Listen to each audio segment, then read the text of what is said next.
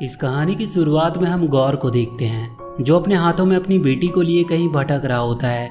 वो लगातार अपने मानने वाले देवता से प्रार्थना कर रहा था कि किसी तरह वो उसकी बेटी को बचा ले, पर उसकी प्रार्थना का कोई फायदा नहीं होता है और उसकी बेटी की भूख और प्यास की वजह से मौत हो जाती है। वो वहीं रेत के बीच में निराश पड़ा होता है। तभी उसे कुछ आवाज सुनाई देती है और जब वो वहां से होते हुए जंगल के अंदर जाता है तो वहां उसे पानी का एक तालाब दिखाई देता है। वो जल्दी से उसमें कूदकर अपनी प्यास बुझाता है। वो तालाब से जब निकलकर बाहर आता है तो वहां पर गिरी एक तलवार से उसका हाथ कट जाता है, पर उसका जख्म तुरंत ही ठीक हो जाता है। वहीं कुछ दूर पे उसे कुछ फल भी दिखाई देते हैं और वो उन पे भूखे जानवरों की तरह टूट पड़ता है। कुछ देर के बाद वहां पे प्रकाश के देवता आते हैं जिसे गौर पूजा करता था। गौर उससे कहता है कि वो उसका आखिरी भक्त है। उसकी धरती सूख गई और सारे जीवों का अंत हो गया, पर वो अब भी उन्हें दिल से अपना देवता मानता है और उसे उम्मीद है कि वो उसकी मनोकामना जरूर पूरी करेंगे। इस पर प्रकाश का देवता हंसते हुए कहता है कि उसने नेक्रोसॉर्ड के धारक को अभी अभी खत्म किया है, जो उसे मारकर उसके साम्राज्य का अंत करने आया था, और वो उसके जैसे किसी तुच्छ प्राणी की मनोकामना क्यों पूरी करेगा। पर गौर उससे कहता है कि उसके साम्राज्य का अंत तो पहले ही हो चुका है, क्योंकि उसे अब पूजने वाला कोई नहीं बचा है। पर उस देवता को इसकी कोई चिंता नहीं थी, क्योंकि उसे उम्मीद थी कि उसके जैसे और भी कई लोग आ जाएंगे। गौर उससे कहता है कि उन्होंने कितने कष्ट सहे, उसकी बेटी मर गई, पर फिर भी वो इसी उम्मीद से उन्हें पूजता रहा कि एक दिन वो उसकी मनोकामना जरूर पूरी करेंगे। वो देवता उससे कहता है कि उनके लिए बलि देना ही एक भक्त का सौभाग्य है और यही उसकी नियति भी है। ये सब सुनकर गौर का उससे विश्वास उठ जाता है और वो उससे कहता है कि वो कोई देवता नहीं है और अपने गले में पहने उसकी ताबीज को उतार कर फेंक देता है। पर इससे प्रकाश का देवता गुस्सा हो जाता है और वो उसे उठाकर मारने ही वाला होता है कि तभी वहां पर पड़ी नेक्रोसॉर्ड गौर के हाथ में आ जाती है और उसकी पावर भी उसके अंदर आ जाती है और वो उस तलवार से उस देवता को मार देता है और ये कसम खाता है कि आज से वो किसी भी देवता को जिंदा नहीं छोड़ेगा।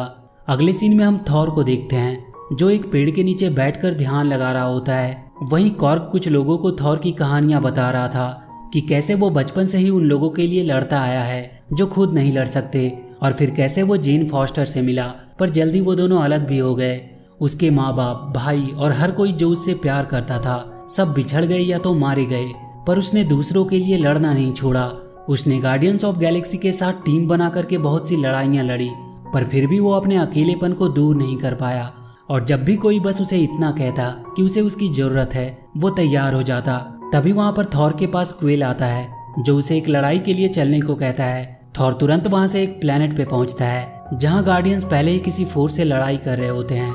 वहाँ का राजा याकाल थॉर का स्वागत करता है और उसे बताता है कि वो लोग यहाँ पर सालों से शांति से रहा करते थे, पर फिर उनके देवों को मार दिया गया और अब लुटेरे उनकी पवित्र मंदिर पर भी कब्जा कर चुके हैं। थॉर ने वो मंदिर वापस दिलाने का वादा करता है और वो उन सब लुटेरों से लड़ने लगता है और कुछ देर की लड़ाई के बाद ही वो उन सबको मारकर हरा देता है, पर इसमें उनका वो मंदिर भी टूट जाता है। अगले सीन में हम जेन फॉस्टर को देखते हैं जिसे 4th स्टेज कैंसर हुआ होता है और उसके बचने की उम्मीद बहुत कम ही थी। तभी एक दिन उसे वाइकिंग्स की कोई बुक दिखाई देती है जिससे उसे मियोनेर और एसगार्ड की याद आती है। आगे हम वैल्क्री को देखते हैं जो धरती पे बसे एसगार्ड की हेड होती है। एसगार्ड में हम एक ओडिन, थॉर और लोकी का प्ले चलता हुआ देखते हैं, जहाँ इस बार के प्ले में थॉर की बहन हेला को भी दिखाया जाता है। वहीं थॉर का टूटा हुआ हथौड़ा भी रखा होता है जिसे अब लोग देखने के लिए आया करते थे। जेन भी उसे देखने के लिए वहां पहुंचती है और जब वो उसके पास आती है तो उन टूटे हुए टुकड़ों में कुछ हरकत होने लगती है और उनसे बिजली निकलने लगती है। इधर थॉर को उस प्लेनेट का राजा खुशी से 2 बकरे भेंट करता है और उसके बाद वो सब अपने शिप में आ जाते हैं। तभी उन्हें बहुत से मैसेज आने लगते हैं।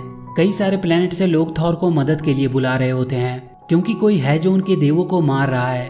तभी थॉर की एक दोस्त शिप भी उसे मदद के लिए बुला रही थी। थॉर तुरंत अपने शिप को स्टार्ट करके वहां से चलने को कहता है, पर क्वेल उससे कहता है कि वो अलग अलग जाएंगे तो ज्यादा अच्छा रहेगा क्योंकि बहुत से लोग मदद मांग रहे होते हैं। और इसके बाद क्वेल थॉर और कॉर को वहीं छोड़कर किसी दूसरे प्लेनेट के लिए निकल जाता है और वो दोनों स्टॉर्म ब्रेकर की मदद से बाइफ्रोस्ट के थ्रू शिप के पास पहुंचते हैं, जहां वो देखते हैं कि फेलिकेरियन के देवता फेलिका को किसी ने मार दिया है। वहीं उसे शिप भी मिलती है। वो थॉर को बताती है कि जिसने उन्हें मारा उसका अगला टारगेट एसगार्ड है और वो अभी वहीं जा रहा है। इधर गौर एसगार्ड तक पहुंच चुका होता है। उसके राक्षस वहां पे हमला करने लगते हैं, पर तभी वहां पर वैल्क्री अपने उड़ते हुए घोड़े पर आती है और उन सब पे हमला करने लगती है। थॉर भी वहां पहुंच जाता है और वो उन सब से लड़ने लगता है, पर तभी थॉर को वहाँ अपना हथौड़ा दिखाई देता है। उसे समझ नहीं आ रहा होता है कि उसे चला कौन रहा है। तभी वो वहाँ पे एक लेडी थॉर को देखता है जो उसके हथौड़े को चला रही होती है। पर जब वो उसे जाकर मिलता है तो वो पूरी तरह से हैरान हो जाता है, क्योंकि वो उसकी एक्स गर्लफ्रेंड जेन होती है। और यहाँ पर हमें उनका फ्लैशबैक दिखाया जाता है कि कैसे वो दोनों साथ में होते हैं। और एक बार थॉर अपने हथौड़े से हमेशा जेन की हिफाजत करने को कहता है, और उसी वक्त उसके हथौड़े में कुछ जादू भी हुआ था। पर फिर कुछ ही दिनों के बाद दोनों अपने अपने काम की वजह से अलग हो गए। अब वापस से कहानी प्रेजेंट में आती है और वो फिर से उन क्रिएचर से लड़ने लगते हैं। तभी थॉर को वहाँ पे गॉर दिखाई देता है। वो तुरंत उसकी तरफ बढ़ता है और फिर उन दोनों के बीच लड़ाई शुरू हो जाती है। थॉर देखता है कि उसके पास नेक्रो स्वॉर्ड है और वो उससे उसका स्टॉर्म ब्रेकर छीनना चाहता है, पर थॉर उसे उठाकर वहाँ से दूर फेंक देता है। गॉर उन सबको वहाँ पे एक साथ देखकर वहाँ से भाग जाता है, पर वो अब वहाँ के बच्चों को किडनैप करके ले जा रहा होता है। जेन और थॉर उन्हें बचाने की कोशिश करते हैं, पर वो उनके हाथ नहीं लगता है। अगले दिन उन सभी लोग जिनके बच्चे गायब हुए थे, वैल्किरी उनकी रिपोर्ट लेने लगती है। सारे लोग बहुत परेशान थे, पर थॉर उन सबको ये विश्वास दिलाता है कि वो उन्हें बहुत जल्द ढूंढकर उनके पास ले आएगा। और इसके बाद थॉर वैल्किरी और जेन से गॉर के बारे में बात करने लगता है। वैल्किरी बताती है कि गॉर अपनी परछाइयों से राक्षस बनाता है और उसके पास नेक्रो स्वॉर्ड भी है। जेन उस नेक्रो स्वॉर्ड के बारे में पूछती है। थॉर उसे बताता है कि वो एक प्राचीन तलवार है जिसमें देवताओं को मारने की शक्ति है, और समय के साथ वो तलवार अपना हाथ बदलता आया है। वो जिसके भी हाथ में होता है वो उसे ही धीरे धीरे भ्रष्ट करके मार डालता है। तभी वहाँ पे हेमडाइल के बेटे एस्ट्रीड की परछाई आती है। थॉर उसकी आंखों का जादू इस्तेमाल करके उनके पास पहुँचता है और उन सारे बच्चों को बताता है कि वो अपनी टीम के साथ बहुत जल्द वहाँ आने वाले हैं और उन्हें वहाँ से छुड़ा कर ले जाएंगे। थॉर जेन को बताता है कि गॉर ने बच्चों को अंतरिक्ष के उस हिस्से में रखा है जहाँ सिर्फ अंधेरे सायों का राज है। इसके बाद वो एक शिप को लेकर देवताओं से मदद मांगने के लिए निकल पड़ते हैं और वो सब देवताओं के महल में पहुंच जाते हैं जहाँ बहुत सारे देवता आए हुए होते हैं। वो सब किसी तरह भेष बदल कर वहाँ पहुंच जाते हैं और उसके बाद उन सारे देवताओं का हेड जियूस वहाँ पर आता है। वो अपने दरबार को संबोधित करने लगता है। तभी थॉर उनसे कुछ कहने लगता है और वो वहाँ बीच स्टेज पे आ जाता है। वो जियूस को गॉर के बारे में सारी बातें बताता है और उसे मारने के लिए उसका हथियार थंडरबोल्ट मांगता है। पर इस बात से जियूस गुस्सा हो जाता है और उसे कैद कर लेता है। वो उससे कहता है कि गॉर के पास नेक्रो स्वॉर्ड है और वो उन्हें मार सकता है, और इसीलिए वो उससे जाकर लड़ना नहीं चाहता क्योंकि वो लोग यहाँ पे सेफ हैं और वो उनकी कोई भी मदद नहीं करना चाहता। जियूस सबसे कहता है कि उन्हें चिंता करने की कोई जरूरत नहीं है क्योंकि गॉर कभी भी इटर्निटी तक नहीं पहुंच सकता।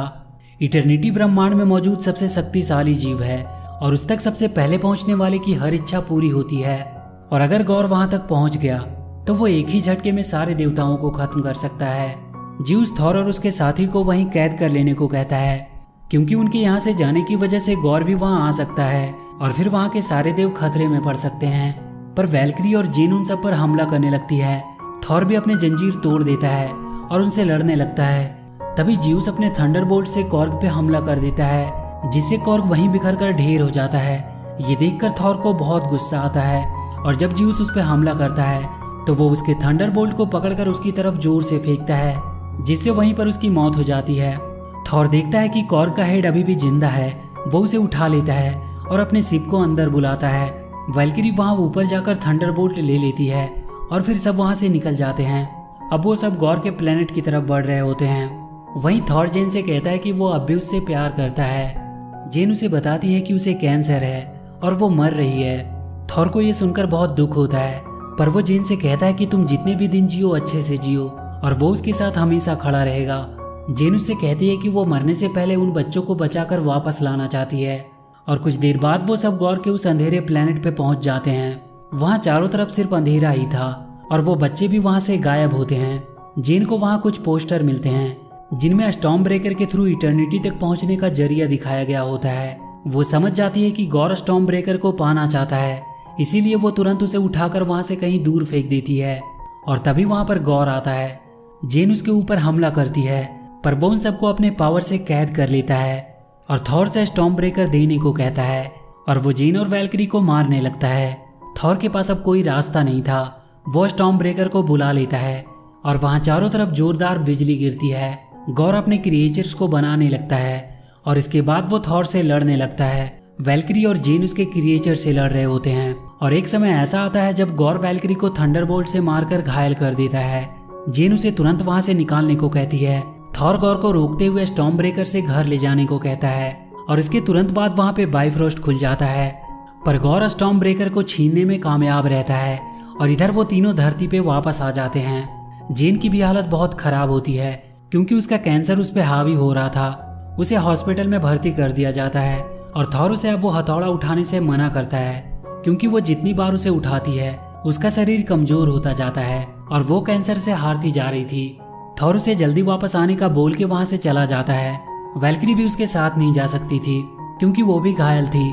इधर गॉर उन बच्चों को लेकर इटर्निटी के द्वार तक पहुंच चुका था और स्टॉर्म ब्रेकर की मदद से वो उसके दरवाजे को खोलने लगता है। तभी वहां के एक स्टैचू के गिरने से बच्चे दबने वाले होते हैं, पर तभी वहां पे थॉर आ जाता है। गॉर तब तक अपने क्रिएचर को बनाने लगता है।